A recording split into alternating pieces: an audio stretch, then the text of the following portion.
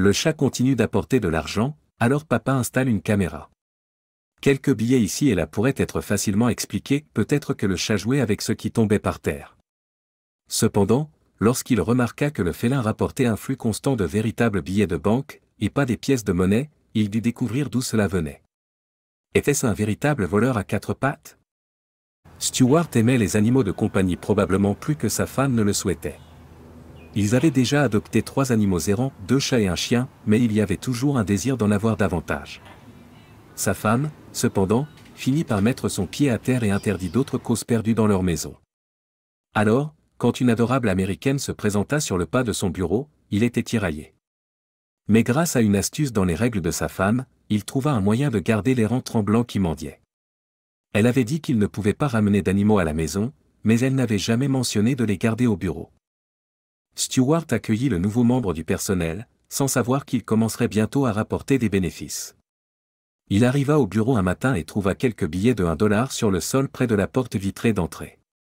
Quelqu'un devait les avoir laissés tomber.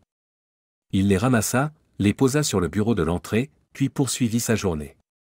Le chat fit de même, prêt à s'intégrer dans leurs tâches quotidiennes. En plus de gagner les cœurs de tout le personnel, le petit bonhomme aimait faire la sieste sur les bureaux, se pencher sur les écrans, et même marcher sur les claviers et envoyer accidentellement des emails non finis. Quelques jours plus tard, il découvrit une nouvelle collection de billets de $1. Le chat faisait la sieste avec contentement sur eux juste à l'entrée. Que se passait-il? Stuart gardait un œil attentif sur leur petite mascotte. Cependant, rien d'inhabituel ne se produisait. Il ne fouillait pas dans les sacs à main ni ne rongeait la caisse de petite en caisse. Jour après jour, les billets apparaissaient, et à la fin de la semaine, ils avaient plus de $50. Il était temps de découvrir la vérité derrière leur source de revenus inattendus. Leur bureau se trouvait déjà dans une rue très fréquentée, donc obtenir la permission d'installer une autre caméra s'est bien passé. Stuart installa tout et regarda à travers son écran, mais rien ne se passait.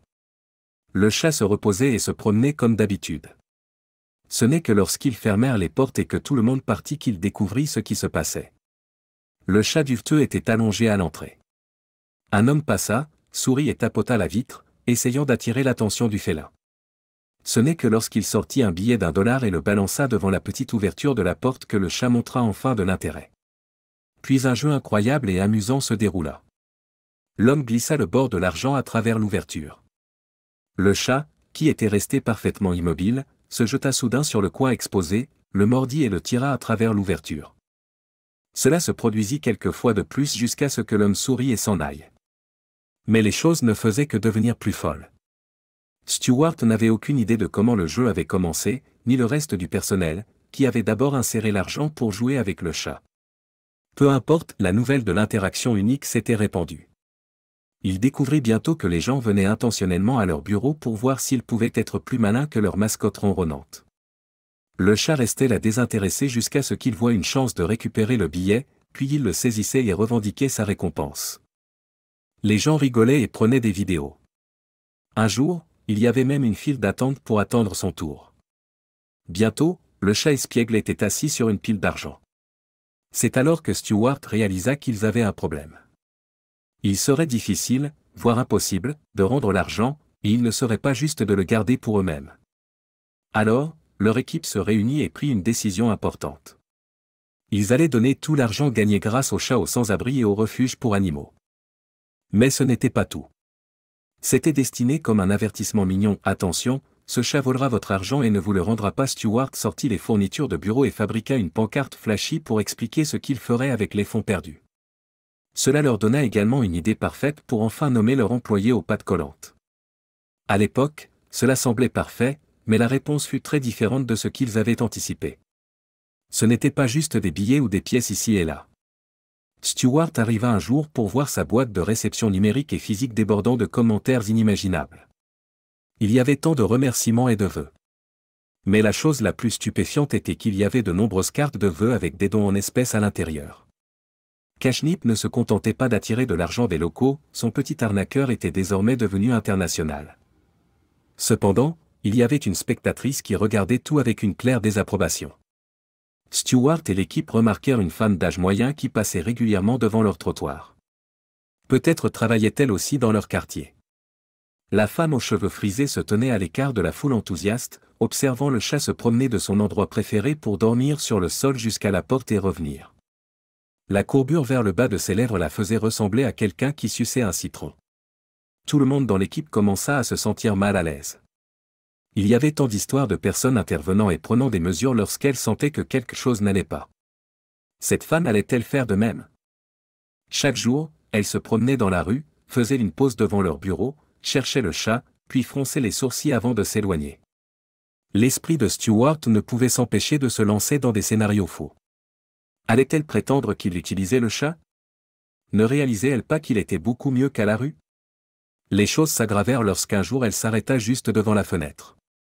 Elle sortit son appareil photo, prit une photo de Cashnips se relaxant sur l'un de leurs présentoirs, puis plongea dans son sac à main.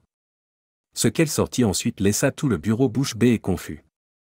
La femme procéda à mesurer la largeur de la fenêtre et à noter quelque chose sur un morceau de papier. Elle se pencha presque face à face avec le chat, puis s'éloigna soudainement. Stewart était assis à son bureau, en train de boire son café, se demandant ce qui venait de se passer. Mais juste au moment où il pensait que les choses ne pouvaient pas devenir plus folles, quelque chose arriva à leur bureau. C'était une grande boîte avec une note manuscrite attachée. C'était de la part de la femme. Il était écrit: « Les chats ne devraient pas dormir sur un sol froid. S'il va travailler, il devrait au moins être à l'aise. » Stewart déchira la boîte et éclata de rire. Il s'avéra que la femme sévère n'était pas seulement une amoureuse des chats, mais qu'elle travaillait également dans une entreprise de meubles. Les mesures et les photos de près avaient toute une bonne raison. Elle avait fabriqué un petit canapé pour que le chat puisse dormir. Il pouvait être placé à la fenêtre avant. Mais ce n'était pas tout. Elle avait observé de près le chat parce qu'elle voulait assortir la couleur du tissu à la couleur des yeux de Cashnips. Tout le bureau rigola en réarrangeant la partie avant du bureau pour le nouveau canapé. Même Cashnips l'adorait. Cela leur donna également une idée merveilleuse. Ils pouvaient aller encore plus loin avec toute cette histoire. Au cours des semaines suivantes, ils devinrent tous fous d'excitation. Ils créèrent un site web dédié, tous les comptes sur les réseaux sociaux, et même des t-shirts et des mugs à vendre dont les bénéfices iraient bien sûr au refuge. L'équipe pouvait prendre des photos de tous les cadeaux et cartes et les publier en ligne pour dire merci. Leur petit bonhomme continuait à saisir l'argent à la porte et à faire sourire tout le monde.